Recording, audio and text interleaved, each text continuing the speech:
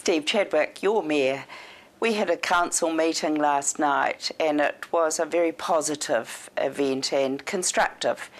And we discussed and approved in principle last night that Rotorua could look at development down at Quito Park. So we approved in principle. That just means they get cracking with their planning now. But it will sit next to the aquatic centre, a very exciting model based on the Dutch design of de Hodgwick's, it's called. And it'll be next to the aquatic centre, which will then mean we've got to look at a new parking area, and that will make us look at the whole of Quito Park and looking at cycleways and parking areas such as the Rotary Market on Saturday morning. And so we'll look at the whole area, and that's a very exciting development, especially as we're starting to plan for the doubling of the over 65-year-olds by 2030, which is something that we all have to face. And then we approved, we'll go to the young people after the elderly. We approved and were fully supportive of a young councillor from our youth council sitting at the council table, participating in council decisions, but not able to vote.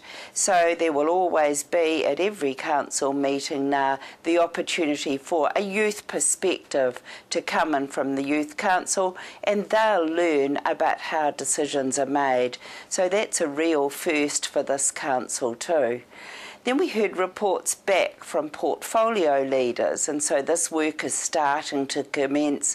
Other than the heart of the city, which was the first off the rank, we heard about Mamaku last night, and Councillor Charles Sturt talked about a very positive outcome from the domain, where we were concerned about young people cycling in motorbikes on the domain. Well, this week they've agreed to a domain committee, and the domain committee is going to come up with a plan for what activities and what council support they want up at the domain at Mamaku.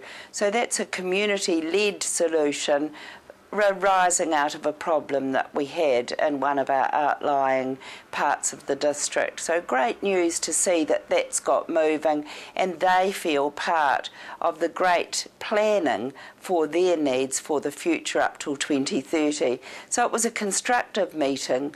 We're starting to see the 2030 vision coming through our work streams now, and it was very positive decision making around the table.